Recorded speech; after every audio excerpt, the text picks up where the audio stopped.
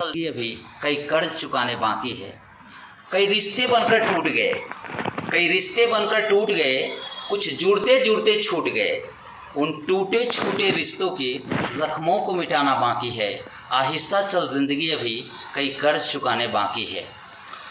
जब सांसों को थम जाना है, जब सांसों को थम जाना है, फिर क्या खोना क्या पाना है।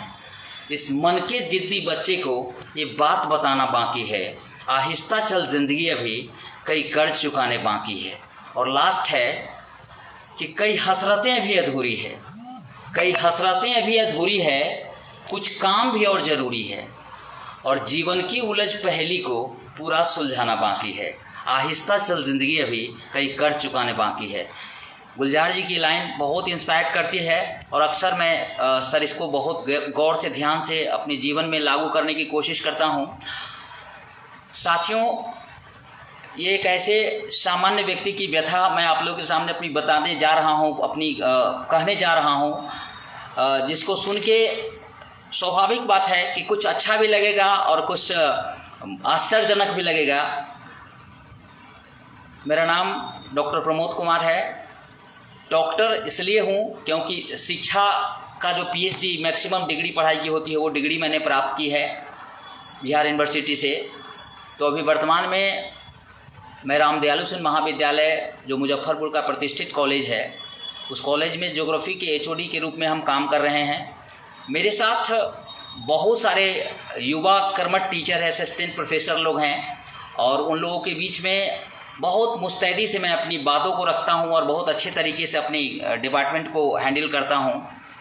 थोड़ा सा उससे पहले जाना है, प्रोफेसर बनने तक का जर्नी या थोड़ा सा उसके बाद की जर्नी, दोनों जर्नी को समझना ज़रूरी है, इसलिए मैं बताना चाहता हूँ।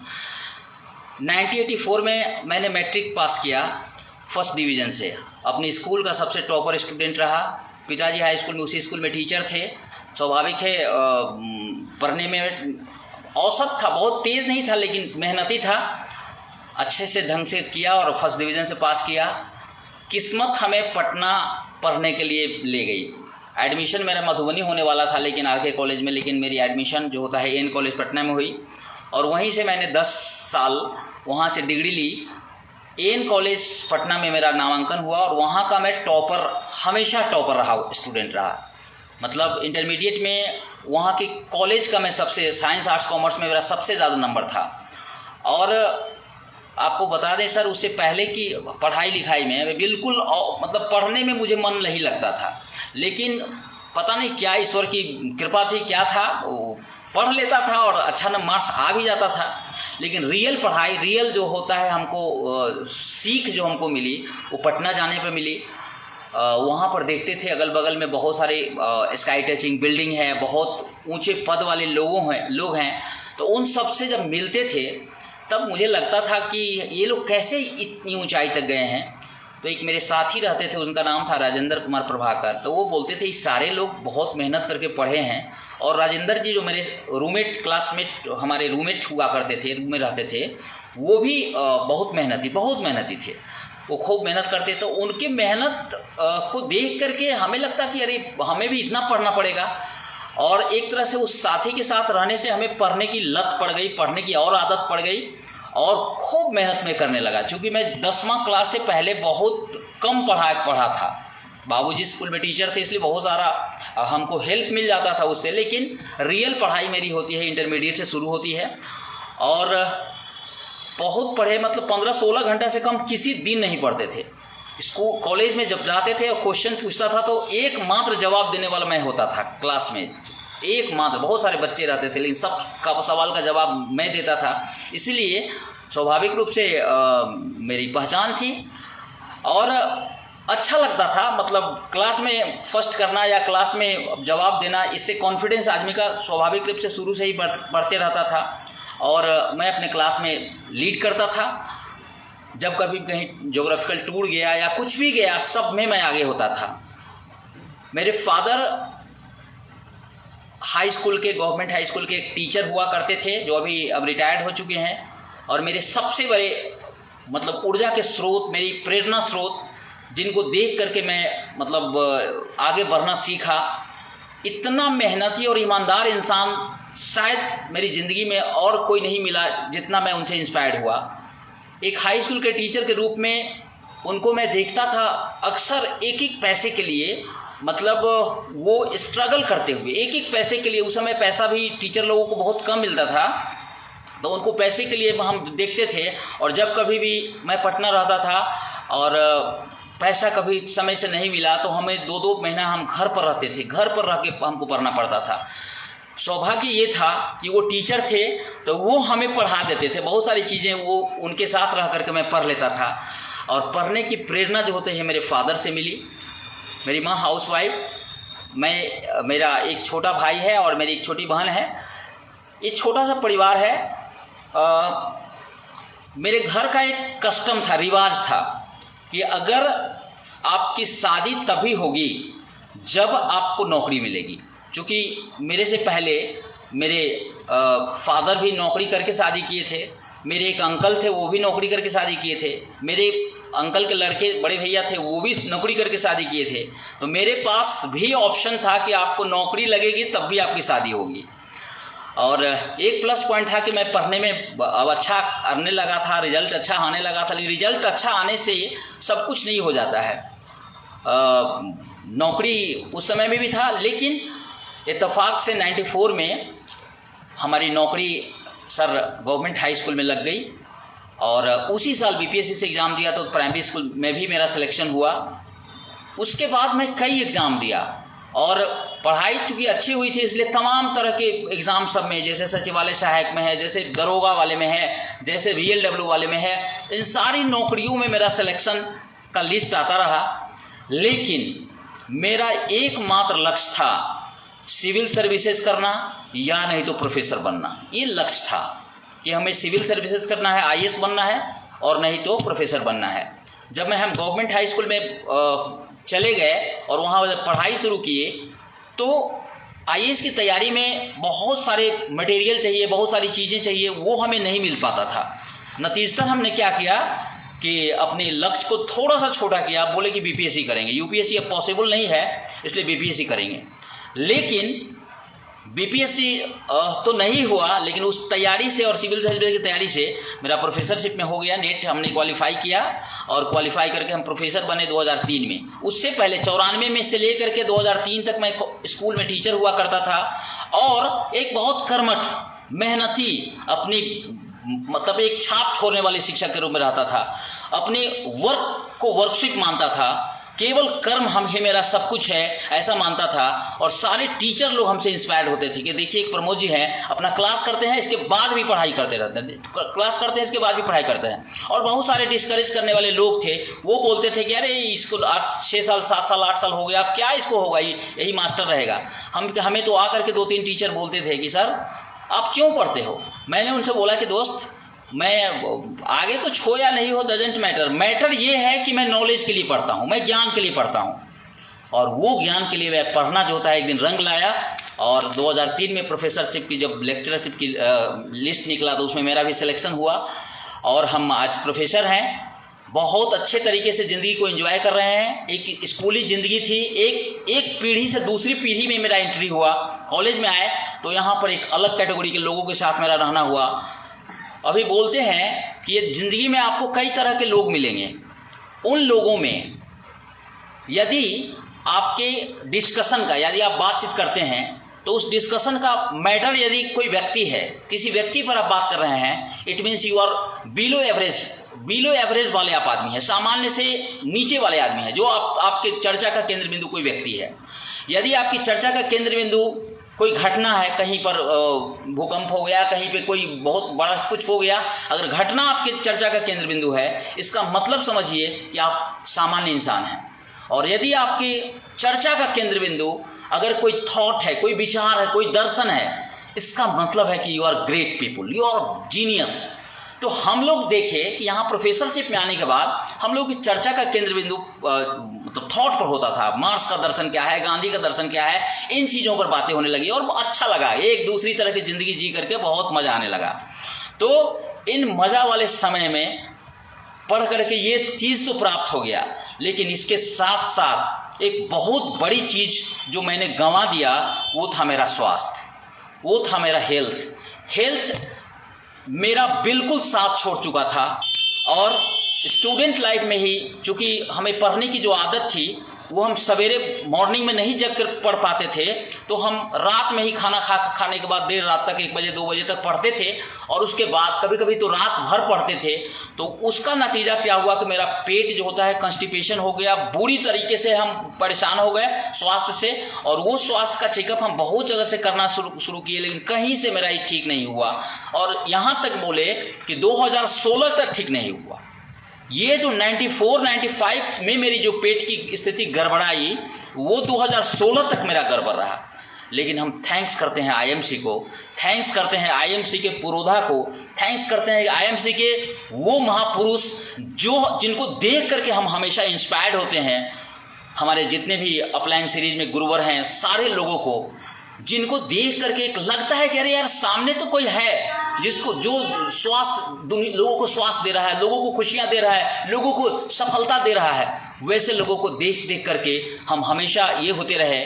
मैं थैंक्स करता हूँ अपने डॉक्टर रमापति प्रसाद जी को, जिन्होंने हमें शुरुआत में आईएमसी का श्री तुलसी और येलो डाइजेस्ट दिया। कहा कि सर आप इस प्रोडक्ट को यूज कीजिए, अगर फ़ायदा होगा तो आप सर इसके बारे में बताइएगा। मैंने बताया कि सर हम तो बहुत थक गए हैं, बहुत लाखों रुपए खर्च कर चुके हैं, मुझे ठीक होने की उम्मीद नहीं है। बट उन्होंने बोला कि आप चिंता छोड़ दीजिए, ये घटना है 27 फरवरी 2017 की।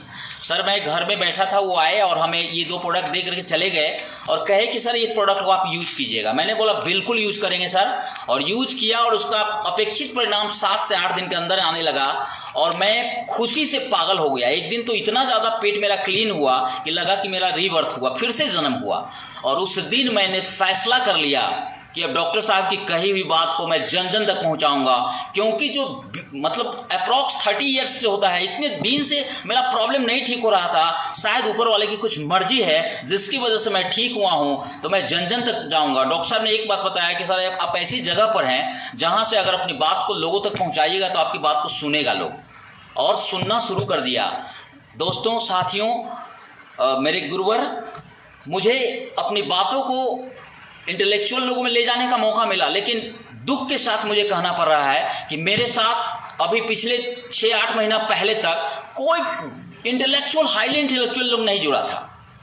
लेकिन मैं अपने आप को बहुत लकी मानता हूं कि मेरे साथ जिसका मुझे था इंतजार, जिसके लिए दिल था बेकरार, वैसा एक शख्स हमारे साथ आ गया। इस सिस्टम बिजनेस में क्या होता है डजेंट मैटर, लेकिन ये जरूर है कि डॉक्टर विकास जी को मैं धन्यवाद करता हूं जो मेरे साथ कदम से कदम मिला के चलना शुरू किए, और आज अभी वो बहुत मुस्तैदी से आगे की तरफ बढ़ रहे हैं। मैं उनको धन्यवाद दूंगा और आने वाले समय में एक इंटेलेक्चुअल की रियल फौज खड़ा कर दूंगा, जिसमें रियल बातें होंगी, ईमानदारी की बातें होंगी, देश सेवा की बातें होंगी, लोगों को बीमारी से दूर करने की बातें होंगी, लोगों हर एक घर से मल्टीनेशनल को हटाने की बात होगी। वो बात अब यहाँ होना शुरू हो गई है।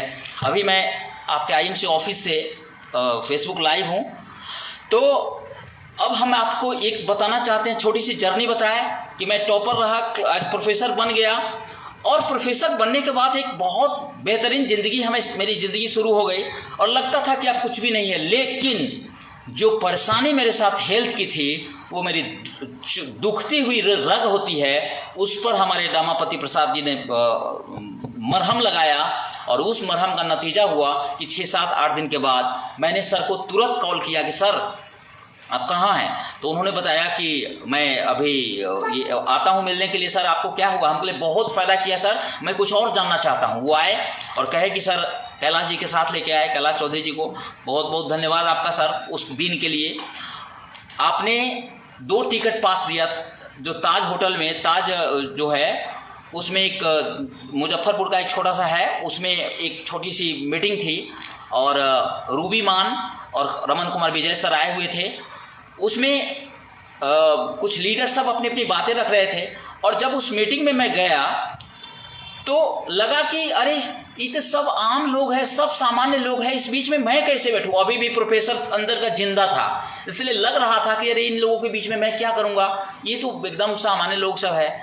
लेकिन जब मैं सुना मिस्टर रमन कुमार विजय जी सर को, जब मैं सुना रूबी मान जी को, हालांकि वो बहुत सारे प्रोडक्ट के बारे में बता रही थी कि ये नोनी है, ये चीज़ है, वो है, कुछ भी मुझे मेरे दिमाग में नहीं पड़ा नोनी क्या होता है, ये क्या होता है। लेकिन मुझे सिर्फ तुलसी डाइजेस्ट के बारे में पता था। कुछ उस मीटिंग में मैं बहुत अच्छा लगा, हमें ये लगा कि चलो कुछ तो बताने वाले इंटेलेक्चुअल लोग हैं। और उस मीटिंग में मुझे याद है सर रमन कुमार विजय सर, आपको प्रणाम करते हैं, आपने 2 चीज़ बताया था। वो दिन याद है, 7 मार्च को मीटिंग थी, उसमें आपने बताया था कि सर ये बिजनेस जो होता है एजुकेशन का और रिलेशन का बिजनेस है।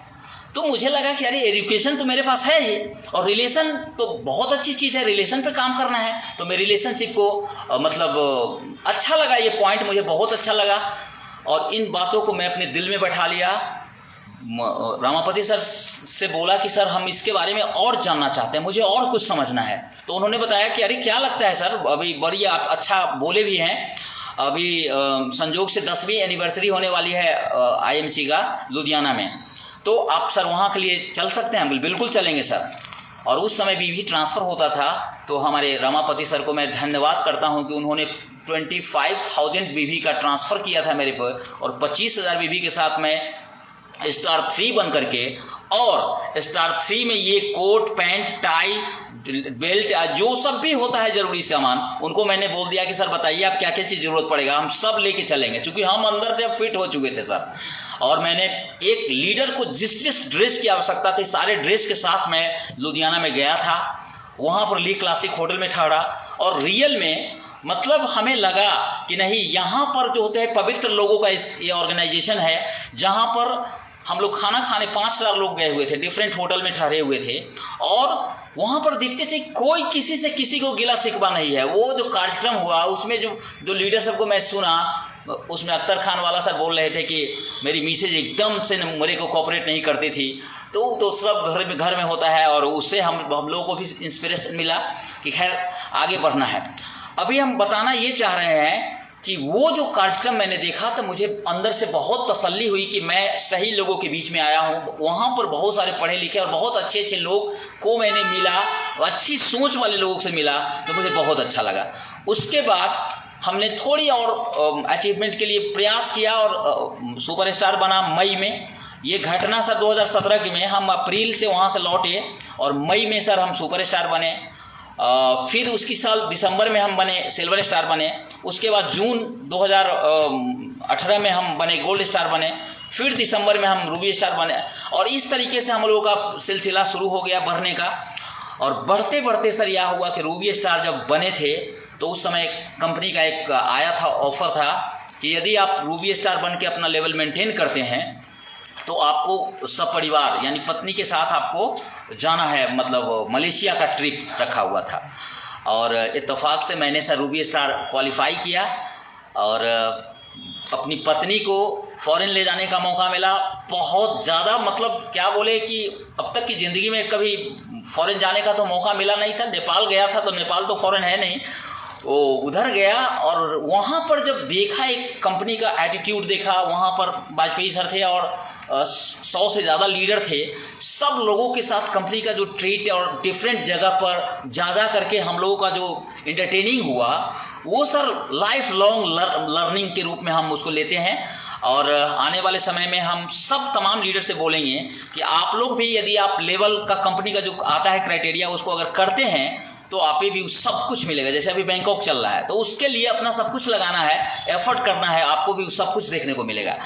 तो अभी थोड़ा सा हम एक बताते हैं, चूँकि ये मेरे पर्सनल है लेकिन उसको हम बताना उचित समझ रहे हैं कि सर मेरे पास हम समय की बाध्यता है, चूँकि हम 10 बजे से लेकर 3 बजे 4 बजे तक कॉलेज में होते हैं और उसके बाद के समय का ही हम उपयोग करते हैं। हमारा संडे का छुट्टी होता है उसका हम उपयोग करते हैं। तो जब कॉलेज से आते थे नाश्ता करके घर से निकलते थे तो हमें फील्ड से घूम के आने में कभी कभी 10 या उससे ज़्यादा लेट हो जाता था, कभी ज़्यादा वक्त लग जाता था। तो मेरी मिसेज कहती थी कि सुनिए 10 बजे तक आप अलाउ है घर में, 10 बजे के बाद यदि आप आएंगे तो आपको 500 रुपये फ़ाइन देना पड़ेगा। और दोस्तों बता दें कि कई दिन तक मुझे फ़ाइन देना पड़ा, मतलब 10 से फाजिल हो ही जाता था, कहीं ना कहीं जाते थे और लेट हो जाता था।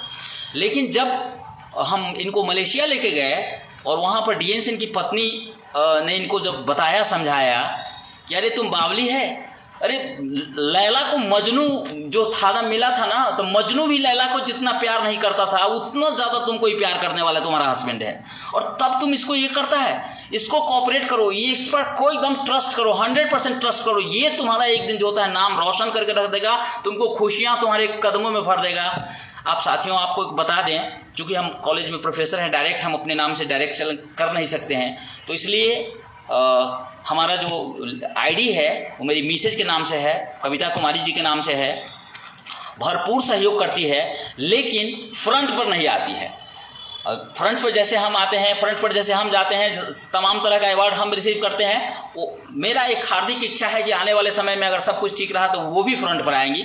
ऐसा हम आप लोगों से वादा करते हैं। देखते हैं वक्त का पहिया किस वक्त कैसे घूमता है, लेकिन मैं आप सब लोगों को वचन देता हूँ कि मैं ज़िंदगी भर IMC करूँगा, क्योंकि जिस समय हम IMC स्टार्ट किए थे उस समय मेरा वज़न जो था 89 kg था, 89 kg। और आज फ़क्र और खुशी के साथ मैं आप सबको बता दूं कि मेरा वज़न जो होता है 71 kg हो गया है। 71 kg, कितना बड़ा परिवर्तन हमारे शरीर से। न केवल वज़न घटा है, मेरे शरीर की जितनी भी व्याधियाँ, जितना भी कष्ट, जितना भी तकलीफ था, सब खत्म हो गया। और लगता है जितनी भी खुशियाँ, जितना भी सब कुछ था, वो सब मेरे पास आ गया। मैं अब तमाम लोगों से एक पुनः रिक्वेस्ट करता हूँ कि दोस्तों, हम हर दिन सुबह में एक ऐसी शुरुआत करते हैं, वो शुरुआत आप लोगों से भी चाहते हैं। यदि ज़िंदगी में अगर कुछ करना है तो उसी तरह की शुरुआत करिए। IMC के प्रार्थना से मैं शुरुआत करता हूँ। क्या आप करते हैं? आपको भी करना पड़ेगा। और आज जो मैं 2, 4, 5 लाइन बोलता हूँ, कहता हूँ, सवेरे अफर्मेशन करता हूँ, वो अफर्मेशन मैं आप लोगों से भी शेयर करना चाहता हूँ, क्योंकि जानना जरूरी है।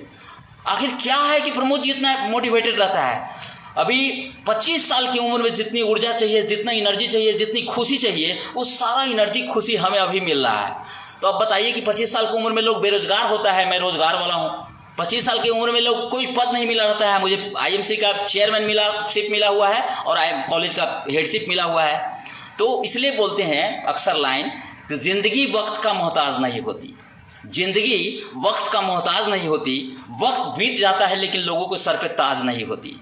अरे कुछ तो सोचा होगा ऊपर वाले ने, कुछ तो सोचा होगा ऊपर वाले ने, वरना डॉक्टर प्रमोद की IMC से मुलाकात नहीं हुई होती। बहुत बहुत धन्यवाद करते हैं हम IMC को, इसके संस्थापक को, हम अपने माता पिता को, तमाम तरह के मेरे जितने भी ग्रेट अपलाइन है, चाहे जिस किसी ग्रुप का हो, सभी लोगों को मेरा बहुत बहुत प्रणाम, क्योंकि सब लोगों से मैं सीखता हूं। और तमाम तरह के IMC का मतलब योद्धा लोगों को, जो IMC दिल से दिन रात एक करके करते हैं। अभी एक बहुत महत्वपूर्ण चीज़ मैं आपको बताने जा रहा हूं। यदि ज़िंदगी में आपको कैश चाहिए, CASH, कैश का मतलब होता है पैसा, संपत्ति, धन, तो आपको काश पर काम करना पड़ेगा। KASSH। केस का मतलब होता है कि आपके पास नॉलेज होना चाहिए, यानी आपको नॉलेज लेना पड़ेगा। नॉलेज लेने के लिए तो अपने तमाम तरह के लीडर्स हैं, या बहुत तरह के ये है, बुक्स है, बहुत सारा इन्फॉर्मेशन है, तो आपको नॉलेज लेना पड़ेगा। नेटवर्क मार्केटिंग का, अपने सिस्टम का, IMC प्रोडक्ट का, प्रोफाइल का, सब चीज़ का नॉलेज लेना पड़ेगा, तब जा करके आपको कैश मिलेगा। दूसरा है कि आपका एटीट्यूड बहुत महत्वपूर्ण है। आपका एटीट्यूड आपका अल्टीट्यूड डिसाइड करता है, आप कितनी ऊंचाई तक जाइएगा, वो आपका एटीट्यूड। आज हम इतना मोटिवेटेड होते हैं, ये मेरा एटीट्यूड है। हर दिन हर तरीके से मैं और अच्छा हो रहा हूँ, ये लाइन मैं हर दिन बोलता हूँ। Day by day, in every way I am getting better and better. तो वो आपको भी बोलना पड़ेगा, क्योंकि हर दिन भगवान कभी भी आपको बोल सकते हैं तथास्तु। तो हर दिन हर तरीके से मैं और अच्छा हो रहा हूँ। तो आपको आपका एटीट्यूड पहला तो हो गया, नॉलेज आपका बेटर होना चाहिए। दूसरा है कि एटीट्यूड आपका पॉजिटिव होना चाहिए। तीसरा है कि आपको स्किलफुल होना चाहिए, आपके अंदर स्किल होना चाहिए। विल तो सबके अंदर होता है, लेकिन स्किल जो होता है वो ही आपको किसी क्षेत्र में सफल कराएगा। आज हमारे जितने भी ट्रेनर लोग हैं, जितने भी गुरुवर लोग हैं, आज हमारे डॉक्टर साहब आनंद वाजपेयी सर इतना अच्छा यूट्यूब पर ट्रेनिंग देते हैं, डॉक्टर अख्तर खान वाला sir, doctor Afreen Menon sir, ये मैम लोग इतनी ज़्यादा बेहतरीन से ट्रेनिंग देती हैं। हमारे रमन कुमार विजय सर, हमारे मनोज कुमार सर, इन तमाम लीडर का मैं दिल से एहसानमंद हूँ कि जो मतलब आपको स्किलफुल बनाने के लिए सब कुछ वो देने को तैयार है, देते भी हैं, हम लोग उसे लेते हैं, बिल्कुल ले रहे हैं। तो आपका स्किल होना चाहिए, इसके पास आपके पास स्ट्रेटेजी होना चाहिए। अगर सक्सेस करना है तो आपके पास एक रणनीति होनी चाहिए, उस रणनीति पे काम करिएगा, तब जाकर के आप कामयाब बनिएगा, यानी तब आपको कैश आएगा। तो पहला हो गया, आप नॉलेज होना चाहिए, दूसरा आपका एटीट्यूड पॉजिटिव होना चाहिए, तीसरा आप स्किलफुल होने चाहिए, चौथा है कि आपका स्ट्रेटेजी होना चाहिए, रणनीति आपके पास होनी चाहिए, और लास्ट है कि आपका गुड हैबिट होना चाहिए। हैबिट अगर सही नहीं है तो फिर सब काम गड़बड़ हो जाएगा, तो हैबिट को सही करना पड़ेगा। हम अक्सर बोलते हैं अपने कॉलेज में भी या जहाँ कहीं भी जब मिलते हैं कि हम लोग अपनी ज़िंदगी की प्राथमिकता तय नहीं करते हैं। ज़िंदगी की प्राथमिकता अगर तय कर लेते हैं तो हमें सफलता मिलने में मुश्किल नहीं होती है। उसमें सबसे फर्स्ट है कि आपको अपने हेल्थ पर, चूँकि हेल्थ का महत्व मैं इसलिए जानता हूं कि मैंने हेल्थ खोया था और उसको प्राप्त करके हम बहुत एंजॉय कर रहे हैं। जो व्यक्ति हेल्दी हैं वो लोग शायद इसकी इंपॉर्टेंस को नहीं जानते हैं। तो उसको तय करना है कि प्रत्येक व्यक्ति को पहले हेल्थ उसका प्राथमिकता नंबर 1 होना चाहिए। दूसरे नंबर पर आपका जो प्राथमिकता है वो होना चाहिए रिलेशनशिप्स, लोगों से संबंध आपका कैसा है, लोगों से संबंध बेहतर होना चाहिए। अगर संबंध आपका बेहतर है और आपका स्वास्थ्य ठीक है तो दुनिया की सारी संपत्ति आप प्राप्त कर लीजिएगा। और तीसरे नंबर का है, उसमें आपको वेल्थ आता है, यानी आपको वेल्थ को तीसरे नंबर पर रखना है। हम लोग भले ही आईएमसी करते हैं, वेल्थ के लिए करते हैं, लेकिन अगर हेल्थ सही नहीं रहेगा तो आप कुछ भी नहीं कर पाइएगा। आपका लोगों से संबंध सही नहीं रहेगा, कुछ भी नहीं कर पाइएगा। वेल्थ तो ऑटोमेटिकली आएगा यदि आप ये दोनों चीज पहले से आपका है। तो अगर समझ में नहीं आ रहा है कि मेरा कैसे ये तीनों ठीक होगा, तो आप उसके लिए आपको हम एक बार और भी बताए थे और फिर से बताते हैं कि आपकी संगत, आदत और गुरु, ये 3 का सिलेक्शन करना पड़ेगा।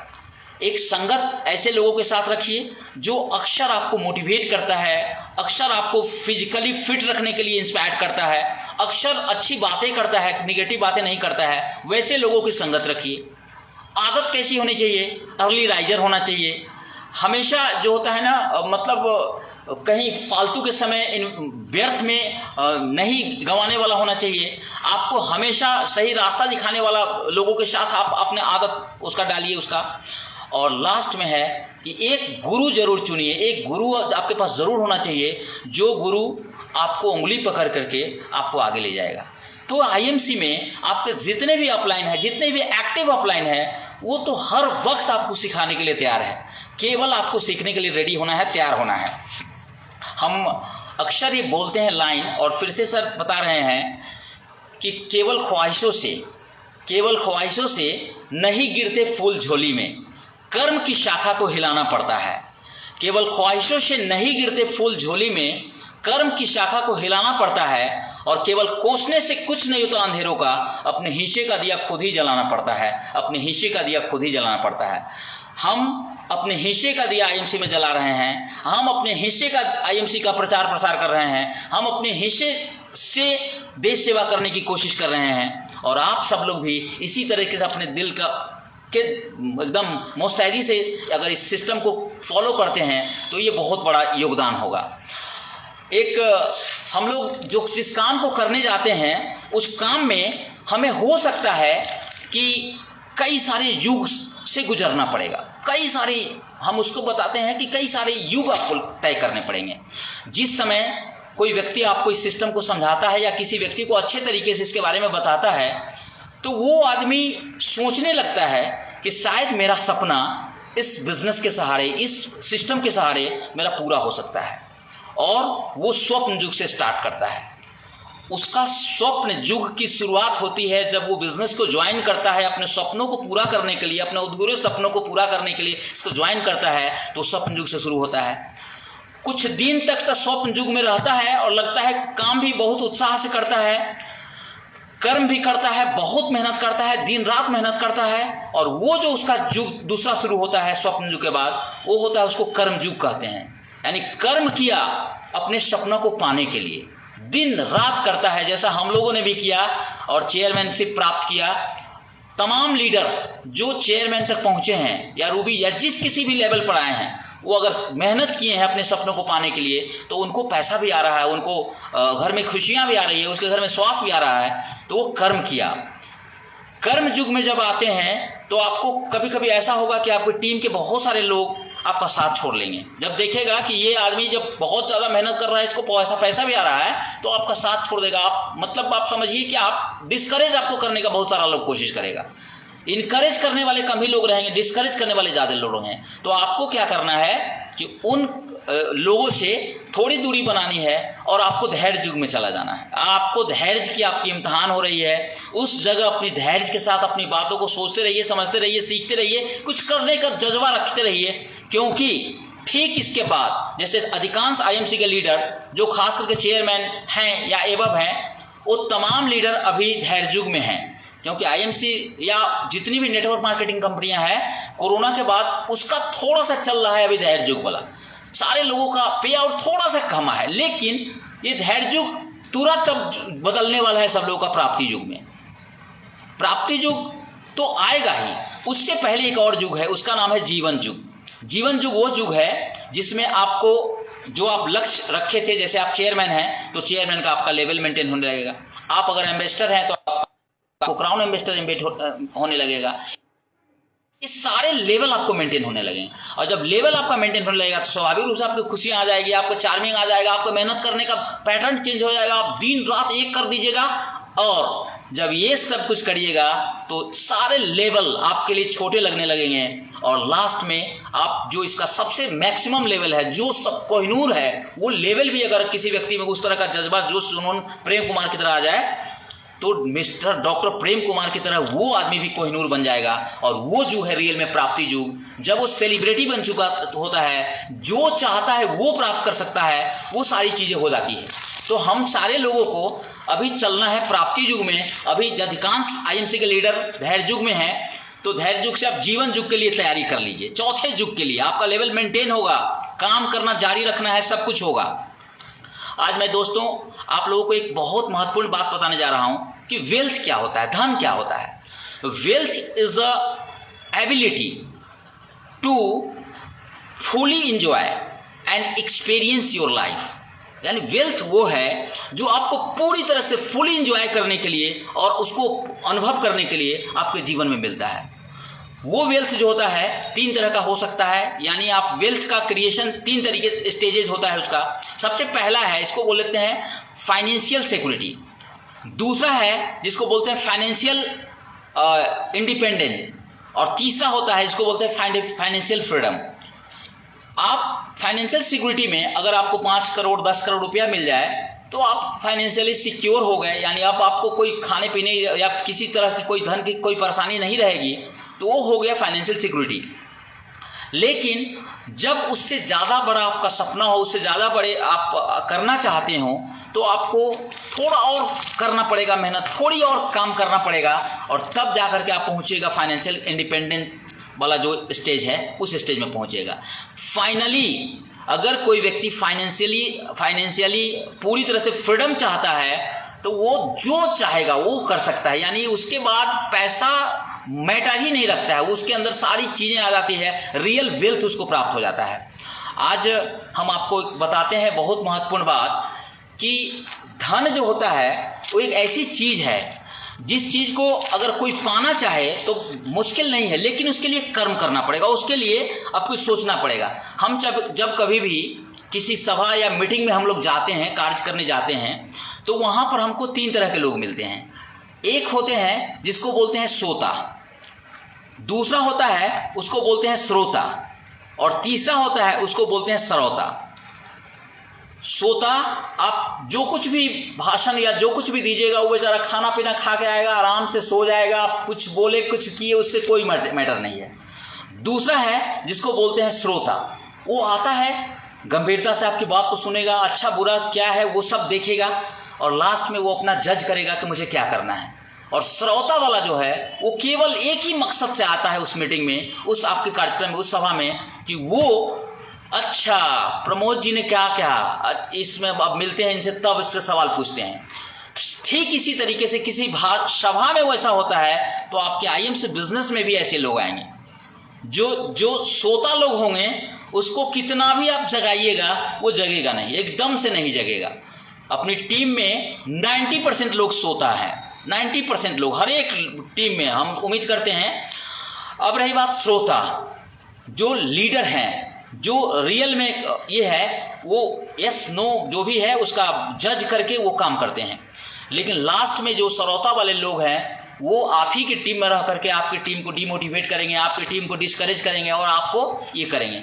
तो दोस्तों सावधान रहना है इस श्रोता किस्म वाले डाउनलाइन से, या अपने श्रोता किस्म वाले आपके लीडर जो आपके ग्रुप में है उससे एकदम सावधान रहना है।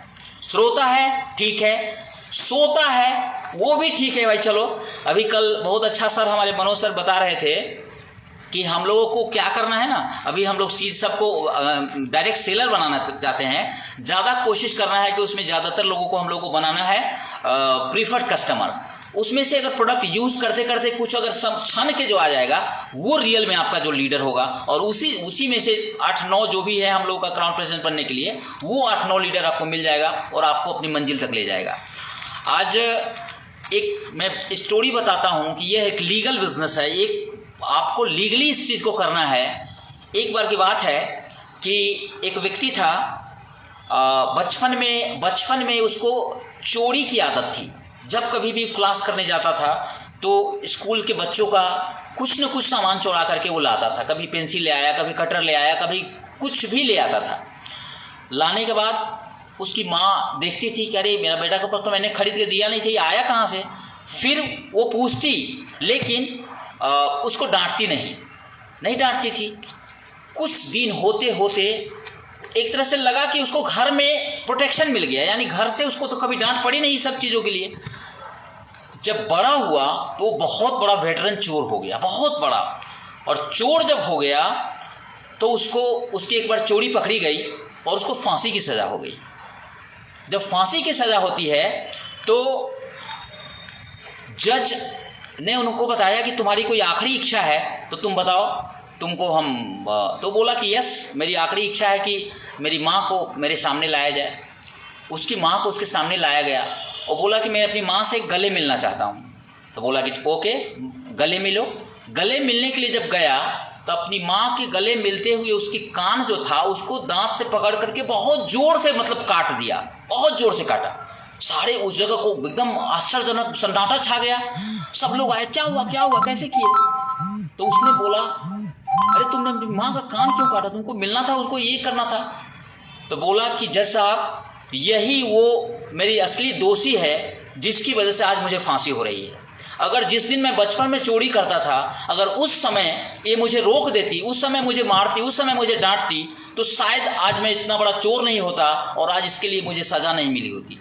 तो दोस्तों आप समझ लीजिए कि दुनिया का इतना लीगल वर्क, इतना अच्छा वर्क आपको मिला हुआ है, इतने बड़े बड़े पुरोधा आपको मिले हुए हैं जो खुद अपनी ज़िंदगी को कैसे जीना है, कैसे स्ट्रगल करना है, कैसे आपकी समस्या को दूर करना है, वो हर वक्त आपके लिए सोचते रहते हैं। और वैसा लीगल बिजनेस को हम लोगों को पूरे दिल और तन्मयता से करने की ज़रूरत है, और इसीलिए मैं इसको दिल से करता हूँ, बहुत दिमाग इसमें नहीं लगाता हूँ।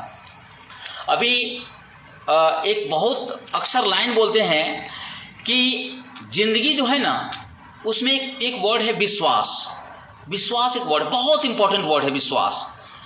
इसको विश्वास शब्द जो है ना, इसको पढ़ने में मात्र कुछ सेकंड लगता है। विश्वास कितना सेकंड लगा, बहुत 1-2 सेकंड लगा।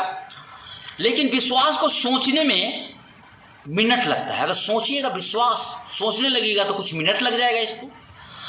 इस विश्वास को समझने में आपको दिन भी लग सकता है। अगर विश्वास को आपको समझना है तो पूरा दिन का दिन लग जाएगा आपको विश्वास क्या चीज़ होता है, विश्वास क्या चीज़ होता है। और दोस्तों विश्वास को साबित करने में, प्रूव करने में तो पूरी ज़िंदगी भी कम पड़ जाती है। इतना महत्वपूर्ण चीज़ है एक वर्ड विश्वास। तो हमें विश्वास पर उतरना है, अपने अपलाइन के विश्वास पर, अपने डाउनलाइन के विश्वास पर उतरना है, ताकि आपका डाउनलाइन आपसे इंस्पायर्ड रहे और आपका अपलाइन जो होता है ना वो भी आपसे पूरा एकदम आपको हेल्प करने के लिए, आपको सपोर्ट करने के लिए हमेशा तैयार रहे। ये चीज़ हमेशा सोचना है। अभी हम एक लाइन बोलते हैं कि हम करते हैं बातचीत का व्यापार, हम करते हैं बातचीत का व्यापार, दिलाते हैं हर किसी को रोजगार, दिलाते हैं हर किसी को रोजगार, हर आने वाले का सुधार देते हैं आचार विचार और व्यवहार।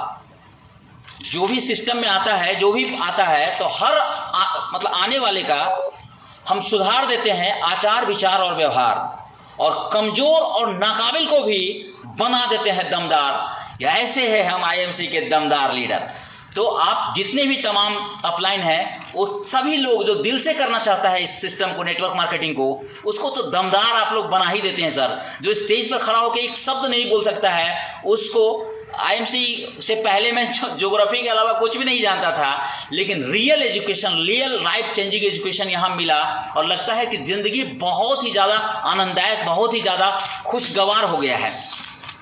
अभी आईएमसी में का जो लाइफ स्टाइल है, ये एक स्टैंडर्ड सेट करने वाला है। अभी मैं देख रहा हूँ कि जो आने वाला समय है, इसमें आईएमसी के जो लीडर हैं, अब किसी के पास जगुआर है, किसी के पास ओडी है, किसी के पास BMW है, किसी के पास पोर्स है, तो ये जो स्टैंडर्ड सेट कर रहा है, वो शायद हम नहीं समझते हैं कि किसी भी उद्योग में काम करने वाला लोग, खास करके जॉब करने वाले लोग के तो बस की बात ही नहीं है, बिल्कुल नहीं है। और दोस्त, करते हैं हम जॉब। हम कभी बोलते थे, एक लाइन बच्चों को क्लास में जाते हैं तो मोटिवेट करके बताते हैं कि 25 साल की डिग्री लेकर के तुम रह सकते हो बेरोजगार। 25 साल की डिग्री लेकर के तुम रह सकते हो बेरोजगार, लेकिन मेरे साथ 25 महीना दिन रात मेहनत करके तुम ले सकते हो मेरी तरह कार ले सकते हो दोस्त। क्योंकि मैंने 25वें महीना में वो कार ली है, डिजायर ZXi, जो उसका टॉप मॉडल होता है, वो लिया है। तो अभी हम एक बहुत इंपॉर्टेंट चीज़ पर हम चर्चा करने वाले हैं कि यदि लाइफ में आपको सक्सेस करना है, सफल होना है, तो आपके पास 2-3 चीज़ होना चाहिए। वो क्या है कि आपका बिलीफ सिस्टम जो होता है, लोगों में हम देखते हैं कि 3 तरह के लोग आपको मिलेंगे। हर जगह, हर समाज में 3 तरह के लोग मिलेंगे। एक ऐसा व्यक्ति है जिसके पास सब कुछ है, लेकिन उससे पूछिए कि आपके पास सब कुछ है भाई, आप सब कुछ है, तो बोला नहीं, आई एम नॉट एनफ, मुझे पूरा नहीं है, मेरे पास पूरा नहीं है। दूसरा, आई एम एनफ। कुछ लोग एक्सेप्ट करता है कि आई एम एनफ, मैं पूरा हूं, लेकिन आपको बोलना है कि I am more than enough, आप जितना चाहिए उससे ज़्यादा है। अगर ये बात आप बोलते हैं कि I am more than enough, तो ऊपर वाले बोलेंगे तथास्तु, जैसा तुम चाहते हो वैसा ही हो, बिल्कुल वैसा ही होगा। तो अभी हम बता रहे हैं कि अगर आपको सक्सेस का क्राइटेरिया आपको अगर देखना है बिजनेस में, अगर नेटवर्क मार्केटिंग में सक्सेस का क्राइटेरिया है, तो आपको ABCD का ज्ञान होना चाहिए। यानी नेटवर्क मार्केटिंग का ABCD क्या है, उसको थोड़ी सी मैं एक्सप्लेन करने की कोशिश करता हूँ।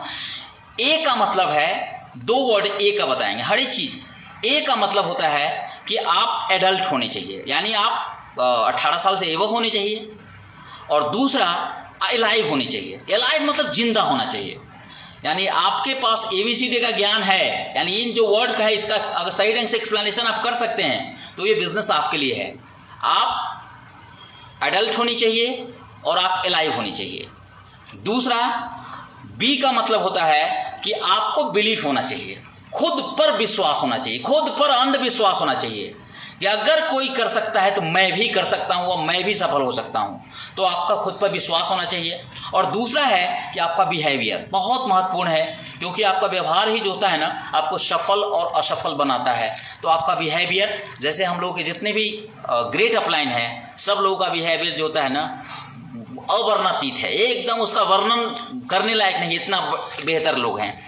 तीसरा है सी मतलब होता है कि आपको 2 चीज़ के लिए रेडी होना है। एक तो चेंज के लिए, अपने आप को, जैसे हम कॉलेज लाइफ में शायद ही कभी ये कोट पैंट टाई लगा करके किसी मीटिंग सेमिनार में जाता था, कभी कोई हुआ तो हुआ, नहीं तो सामान्य शर्ट पैंट पहन के जाते थे, क्योंकि वहाँ पर कोट पैंट पहनने का रिवाज नहीं है।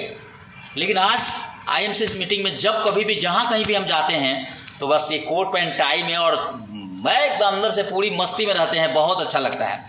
तो यहाँ चेंज हो गए बिल्कुल। और दूसरा चीज़ है कि सर कोरोना आया और इस तरह की बहुत सारा सिचुएशन आएगा, तो उसमें वो चैलेंज आएगा आपको।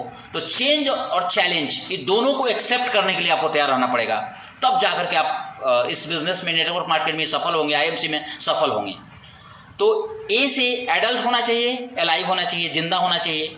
B से आपका बिलीव अच्छा होना चाहिए, विश्वास होना चाहिए, और दूसरा आपका बिहेवियर अच्छा होना चाहिए। सी का मतलब है आप चेंज और चैलेंज के लिए आप तैयार रहिए, और डी का मतलब है कि आपको डिसाइड करना पड़ेगा, ये या ये, घर में रहना है या बाहर जाना है, ये डिसाइड करना पड़ेगा। आपको प्रोडक्ट का सेलर बनना है या प्रोडक्ट का यूजर बनना है, ये आपको तय करना पड़ेगा। आपको आगे बढ़ना है तो दोनों करना पड़ेगा, तो डिसाइड करना पड़ेगा। और दूसरा है कि आपको डुप्लीकेशन के लिए तैयार रहना पड़ेगा। अगर कोई लीडर बहुत अच्छे से ट्रेनिंग दे रहे हैं, बहुत अच्छे से अपनी बातों को रख रहे हैं, तो आपको उन्हीं की तरह आपको भी डुप्लीकेट करना पड़ेगा, तब जाकर के आप इसमें अच्छे लीडर बन पाइएगा, सफल हो पाइएगा। अगर ये चारों ABCD आप सीख गए, तब आपको क्या क्या मिलने वाला है और क्या क्या आपका खत्म होने वाला हो, दोनों बताते हैं। आपका 2P आपका खत्म होने वाला है, 2P।